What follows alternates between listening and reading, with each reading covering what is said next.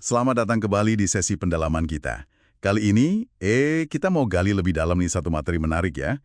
Khususnya dari bab 12 yang Anda bagikan tentang menetapkan prinsip produk. Pernah nggak sih ngerasa tim Anda itu kayak terjebak di diskusi yang itu-itu lagi? Muter aja di situ terus. Nah, bab ini kayaknya nawarin semacam jalan keluar lewat prinsip produk yang jelas. Tujuannya yaitu biar paham gimana prinsip ini bisa bantu tim. Oke, mari kita bedah dikit ya. Kenapa sih tim sering banget kayak mentok di masalah yang sama? Kayaknya ini problem umum banget ya. Materi ini kan ngarahin kita ke solusi spesifik, prinsip produk. Tapi apa sih yang bikin dia kuat gitu? Sampai bisa dibilang membebaskan tim. Nah, yang krusial di sini, dan ini ditekankan banget ya di bacaan ini, itu bukan cuma soal bikin keputusan jadi cepet aja, tapi lebih ke gimana ya, memutus siklus debat yang nggak habis-habis itu loh, yang bikin energi tim terkuras, jebakan analisis berlebih gitu kan, sering terjadi. Prinsip produk ini fungsinya kayak fondasi, semacam konstitusi mini lah buat tim Anda. Dan ini penting. Bukan cuma kata-kata indah dipajang di dinding ya, tapi alat aktif sehari-hari. Buat nyamain pandangan, terus juga mendefinisikan keputusan bagus itu kayak gimana sih dalam konteks spesifik Anda. Menarik, jadi kayak kompas internal tim gitu ya, biar nggak kesasar. Tapi gimana cara bikinnya biar beneran kepake? Biar nggak jadi dokumen yang dilupain gitu aja di folder. Apa ini sesuatu yang ditentuin dari atas aja, top down gitu? Nah, ini dia kuncinya, dan penulis buku ini nekenin banget soal ini.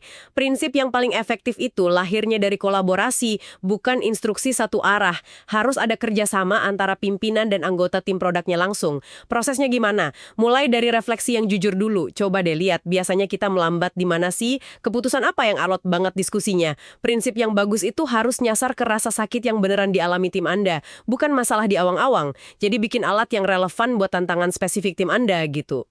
Kolaborasi kedengarannya bagus banget ya, ideal gitu.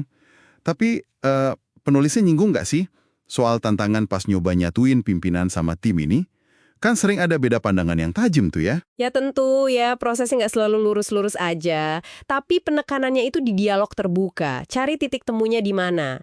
Materi ini nyaranin fokus ke area di mana biasanya ada kebingungan atau konflik. Nah, disitulah prinsip bisa ngasih kejelasan paling gede. Sekarang, bagian menariknya nih, gimana cara ngerumusinnya? Betul, ini yang praktis banget nih. Penulisnya ngasih contoh konkret ya, sama format yang bisa kita pakai. Misalnya tadi prinsip kayak utamakan pemilik mobil bahkan di atas dealer mobil, ini contoh dari pengalaman penulisnya langsung dan ya.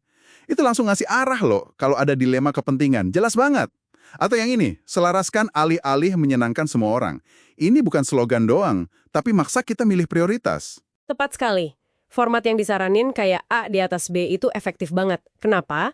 Karena maksa kita bikin trade-off yang eksplisit. Ini buat mencegah jebakan yang sering diidentifikasi penulis. Nyoba optimalin semua hal barengan, kan nggak mungkin ya. Ada juga format A bahkan di atas B. Ini buat prioritas yang lebih tegas lagi. Contoh lain nih, yang relevan banget di banyak konteks. Bukti di atas opini. Coba deh bayangin, ini bisa ngubah dinamika rapat banget kan? Atau selesaikan daripada memulai. Ini buat ngelawan kebiasaan mulai banyak hal tapi nggak ada yang kelar. Jadi prinsip ini beneran kayak panduan navigasi praktis gitu loh. Jadi, artinya apa nih buat Anda yang lagi dengerin sekarang? Coba deh bayangin sejenak. Gimana ya diskusi sama pengambilan keputusan di tim Anda bisa berubah kalau ada panduan kayak gini? Mungkin debat soal arah dasar jadi lebih sedikit ya. Jadi lebih banyak energi buat eksekusi.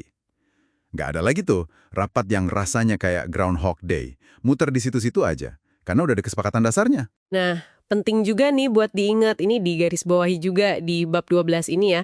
Prinsip produk itu bukan aturan kaku yang dipahat di batu. Nggak gitu. Penulisnya nyaranin buat dijaga biar tetap hidup. Maksudnya gimana?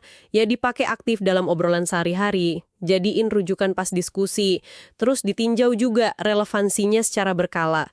Prinsip itu bisa aja berevolusi seiring waktu, seiring ada pembelajaran baru atau konteks bisnisnya berubah. Tapi ya evolusinya harus disengaja. Jangan keseringan juga diubah-ubah, nanti malah bingung kan timnya. Jadi perlu seimbang antara adaptasi sama konsistensi. Itu penting.